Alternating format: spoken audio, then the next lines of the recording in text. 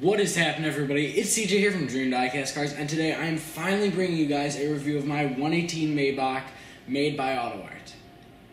Now, you guys have been begging me to do a review of this model for a very long time, and the reason I waited this long is, well, a little flaw that mine has. You see, the door handle on this side fell off, and because of that, I've been a little embarrassed to put out a video of this model. But I figured that I really couldn't push this review off forever, so finally I am giving you guys the review of this Maybach. Now, as usual here on Dream Diecast Cars, we're going to begin by looking at the front of this model, where you'll notice another flaw that mine has. Now, unlike the door mirror, this one is 100% my fault, because I was kind of messing with the little logo, which is supposed to be here, and it fell off. So that kind of stinks, because the logo looked really nice. However, it's made out of a thin, little metal material, so it does fall off kind of easily. Next, we can take a look at the lights, which look very nice. You'll notice that there's a nice clear plastic on top, which looks really good. Then there's like a metal reflective material behind it, which looks bang on to the one on the real car. And then, of course, you'll see the bulbs, which also appear to be made out of metal, which is good. And then the turn signal looks perfect with all the little LEDs replicated. Then the next thing you'll see is the grille, which I really like because it's made out of a real metal and it's see-through, so it looks exactly like it would on the real one. Now we can move along to the side of this model. Actually, why don't we flip it around to this one? I'm really sick of looking at that door mirror that's fallen off. But we'll start by taking a look at the wheels. When looking at the wheels, you'll see that they do look very good. There's a rubber material for the tires, and the rims are made out of a real metal material. And then usually I would show you guys the calipers and the discs, but this being such a big, wide rim, you can't really see under them, so it doesn't matter too much. And also, even though it's kind of hard to see, the Maybach logo in the middle also looks perfect. I also want to add that one thing I love about this particular model is the two-tone finish with the little matte gray finish in the middle. Really looks good. Now, before I move on to the back of this model, I can't gloss over this missing door mirror forever. It fell off, and it wasn't my fault at all. It was kind of bad build quality, but sadly when it fell off, I couldn't find it, so it kind of stinks because it looks like an eyesore on the car. It just really doesn't look right without it there. So now we can move on to the back of this model, where we will start by looking at the lights. The rear lights look really nice with this red tinted clear plastic on the back. Also, when you look a little closer, you'll notice a little pattern that's there to replicate the little LEDs. You'll see the same on the reverse signal / turn signal on the back. Now we can take a look at one of my favorite things on this model car, which is kind of funny because it's so small. It's this badge on the back. It just looks really nice. It pops out and it appears to be made of a real metal, so it looks very realistic. Now we can open up the hood to take a look at the engine. And I really like this hood because it really locks into place and stays open really nicely. When you look under the hood, you'll notice that the Maybach's 543 horsepower V12 is replicated beautifully with many small details. AUTOart clearly put a lot of effort into making this engine look as realistic as possible.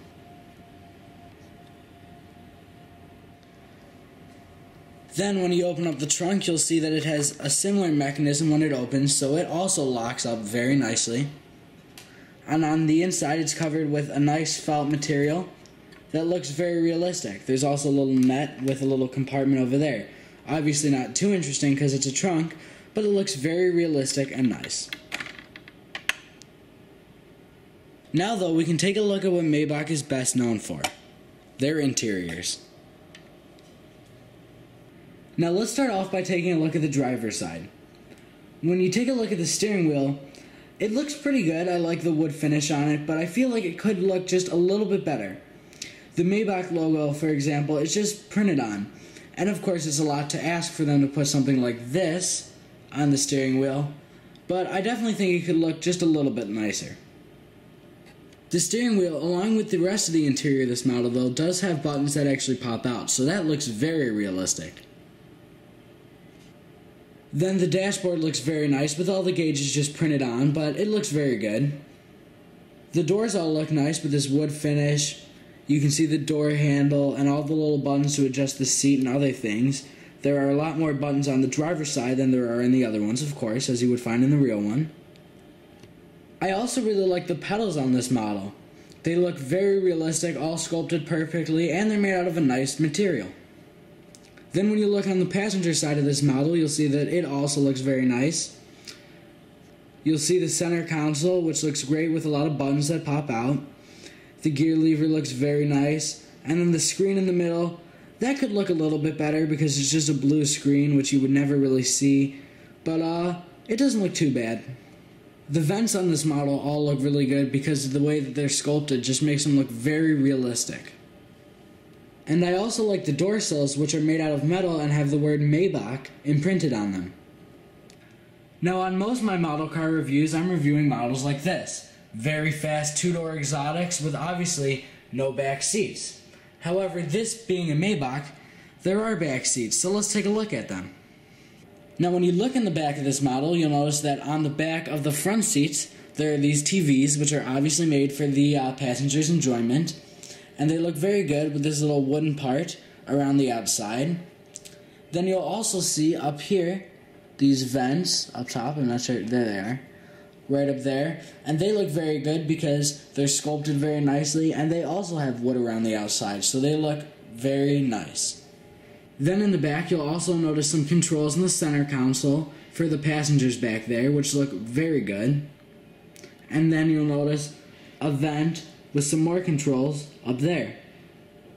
So now that we've taken a look around this model, it's time for my ratings. And as usual, my first one will be the rating without the price. And if you're new here, what that means is that it's if you had all the money in the world to spend on die-cast cars, just rating this model car for what it is.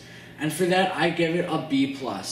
Because there are some flimsy pieces like that, and it really is a shame that the door mirror fell off. That really shouldn't have happened, and that wasn't my fault at all. This one, I can't factor into it because it was my fault. That part's actually made really nicely. But the door mirror, that really shouldn't fall off, and that's kind of a big piece. However, now when you factor in the price, which is about $130 to $150, this model car has its grade raised to an A because that price is really good for a model like this. And you can actually find some of them all the way down to 100, but you can certainly find them at 130. I feel like they've kind of raised a little bit lately, but it's just a really nice model, not too high of a price. I really like this car, and I suggest any of you guys who are interested in a Maybach, definitely go out and get this one because AUTOart has done a very nice job with this model car. Well guys, that'll wrap up this Model Car Monday. Thank you so much for tuning in, and I hope to see you next week. Goodbye everybody.